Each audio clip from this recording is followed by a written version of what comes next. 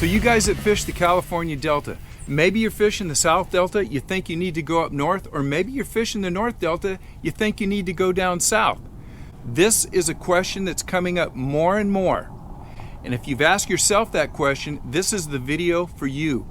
I'll be sharing with you information that you can use to make your own informed decision on when you're fishing in the south, if you need to move north, or when you're fishing up north, you need to move south. Let's get into it right now. Hi everyone, thanks for joining me. We're going to get right into the video, north versus south. We're going to talk about when, why, and if you should be moving back and forth, or maybe you should be staying in the same spot. Before we get into the video, I'm going to go over several things that you have to consider before you make your decision. We're going to talk about some of the history as far as bass go here in the Delta, because you really need to know, especially about the Florida strain bass. And let's face it, all of us are coming to the California Delta to fish for big Florida strain bass. We don't care about the smallmouth, we don't care about the spots. All right, number one, we need to consider the initial distribution and the genetic migration patterns of the bass. And this is going to be important, because if we're fishing for Florida bass, we need to know where those fish were planted and how they're moving around. And we're going to get into that. I got a lot of good history for you. You have to think about regional populations comparing the north to the south, and you have to think about regional size variances comparing north to the south. This will be particularly important for tournament anglers if you're looking to not only come up here and catch fish, but to catch a winning bag of fish. Or maybe if you're a weekend angler, it's going to be important because you may not worry about catching the biggest fish in the river. You may want to come up and just get numbers. So let's talk about distribution and migration. Bass are not native to the Delta. They were introduced, so they are considered an invasive species.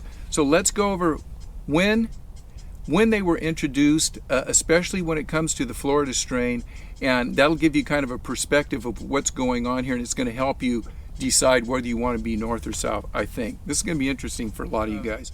I'll start off by saying early records are very unclear, but sometime between about 1874 and 1890, northern bass were introduced to tributaries here on the Sacramento-San Joaquin Delta, somewhere around the late 1800s.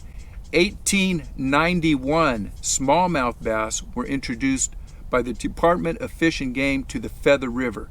These are the smallmouth that have migrated from the Feather River to the northern, we'll call it the Sacramento side of the Delta, up north. 1937, spotted bass were introduced by Department of Fish and Game to San Joaquin River tributaries. So from those tributaries, they got into the San Joaquin Delta. In 1950, largemouth bass started showing in greater numbers. It wasn't till the 50s that largemouth really people started looking at them and say, hey, you know what, the Delta might be a place to come out here and start picking up some largemouth bass. In 1982, the first plant of Florida largemouth bass, that's when the first Florida bass were introduced in the California Delta, 1982. So let's talk about planting Florida strain bass here in the California Delta, and I'm going to go over this part in detail because I have the information on who planted them and where they planted them, and I think you guys are going to be interested in this. Some of you may have known these guys, and I don't know any of the guys, the initial guys that planted them. I hope they're still around. If there are, they're probably getting up there in age, but for you guys, if you're out there, man, thanks for planting these things in here, and let's give you a little bit of credit. So, 1982, first plant by the San Joaquin Bass Wrestlers. There were three guys that were real instrumental in this. It was Morris Grist, John Miller, and Bill Fry. Somehow they got 150 Florida strain largemouth bass between 10 and 11 inches. They were gotten from Rancho Seco. So all the bass here in the Delta came from Rancho Seco, the Florida bass. That was the initial plant. But what they did was they got them shipped down here in a tanker, I believe, and each one of them took, I guess, 50 bass, and they planted them around the Delta. Check this out. This is where they planted them. Morris Grist planted his fish in the McCollum River between B&W and Tower Park. John Miller took his 50 fish, planted them in the Duck Pond and Mildred Island. Bill Fry took his fish and planted them in Frank's Tract. Okay, now that we know where the Floridas were planted and when they were planted, we kind of have an idea of where they started from. Now, after they were planted, we have no biological, science-based information on knowing their migration patterns. We don't know how fast they moved, if they went certain ways, if they started heading up north, if they went south. We don't know that. So from here on out, I'm going to drop that cheat sheet, and I'm going to give you my idea of what's happened. And I think it's a fairly, I think my idea is consistent with a lot of folks that are fishing out here that have been around a while. And again, all right, as usual, I had a little bit of video problem yesterday. We're back out today, different day, same video, same place. So let's talk about the California Delta, north versus south. We'll talk about how all this information, when the Florida bass were planted, we know where they were planted. We're going to take that information and we're going to talk about how it relates to you as a fisherman and how it's going to hopefully help you decide whether you're in the south heading up to the north, whether you're in the north heading down to the south. So just for simplicity, we're going to call the area around Liberty Island and its tributaries the North Delta. Although it's actually off the Sacramento River, that's the North Delta. We're going to talk about the Frank's Tract area and all its tributaries as the South Delta, just for simplicity. So Liberty Island north, Frank's Tract south. Let me give you some general information. Number one, there's good numbers of fish both down south and up north, and there's plenty of great habitat, although it's a little different. We're going to talk about the differences in habitat from north and south here just in a second. It's generally thought of is that there are larger fish in the central delta than there are in the north. It's also generally thought of that there's more 2 to 4 pound fish up north, and those fish are easier to catch. Now let's focus back on Floridas and northern strain bass.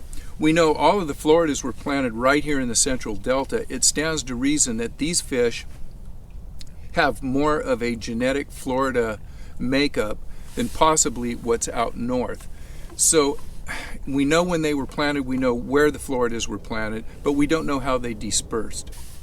Bigger fish, more of a Florida strain bass here in the South Delta, more 2 to 4 pound fish, more maybe northern style bass up north. Those fish are easier to catch.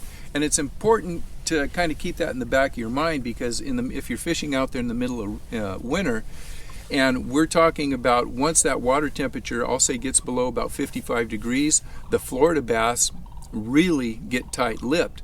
So it may be a better deal fishing up north during the winter months when the water temperatures are below 55 degrees.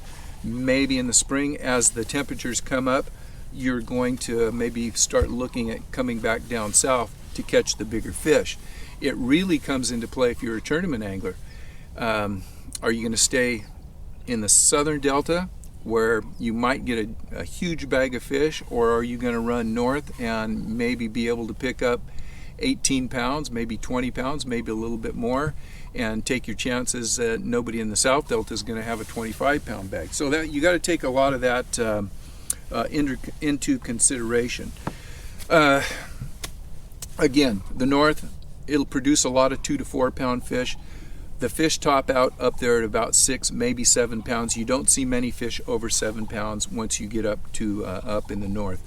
The south, you're still getting 7, 8, 9 pound fish. Double digits are tough to come by anywhere on the delta, but that's a big fish. But there are a lot more 7, 8, 9 pounders down here in the south. What kind of baits are you going to throw? You're not going to have to change anything you're doing. Whatever works at south is going to work north. Whatever works north is going to work down south. I will say that if you are using T-rigs and bottom bouncing style baits, If you're going up north, you're going to have stronger currents. So the one difference that you might be looking at is maybe a little heavier baits. If you're using T-rigs down in the south, I might be running a 1/4 ounce to a 1/2 ounce. If I'm going up north, I may be running a 1/2 ounce to maybe 3/4 ounce if I'm throwing like a T-rig worm or something. Same sizes, same colors. If you're throwing maybe something like a spinner bait, you want to make sure, especially I know this, what I try to do is when I go up north and I'm throwing a spinner bait or a chatter bait, south I'm throwing a 1/2 inch, or 1/2 inch. When I'm fishing south, I'm throwing a 1/2 ounce. If I go out north, a lot of times I'm throwing a 3/4 ounce up there. So just think about that. As far as the geography, the north or the southern delta has a lot more tule islands and a lot more rock bank, and probably a lot more just tule banks. When you go up north, when you go up north, you don't have as many rock banks up there. You still have a lot of tules. You don't have quite as many islands. What you will find is the flooded islands up north, and we're talking Liberty Island, the bird sanctuaries, or what I call the bird sanctuaries, all the little flooded areas. They are shallower than what is in the south delta. When you're in the south, Frank's Tract, Mildred Island, the flooded islands, they tend to be a little bit deeper, and the navigation is pretty safe. When you go up north, especially inside Liberty Island or the bird sanctuaries, the ones that I fish, you've got to be real careful. I suggest if you're going up there to explore those places with your trolling motor, and once you get a good lay of the land, then maybe you can run around a little faster. But the islands tend to be a little shallower up there. The tides are much stronger up north than they are down in the south, and I don't know why that is. Maybe it's because that Sacramento River has more of a draw from the ocean than maybe down in the south delta. But the tides are pretty severe. So one of the things you may want to think about if you go up there and it's your first time up there, don't fish during a full moon or during a high tidal coefficient. Remember, a high tidal coefficient means the tides are going to be much stronger. So look at your tide charts. If you have a real high tidal coefficient, I would stay away from the north, stay down in the south.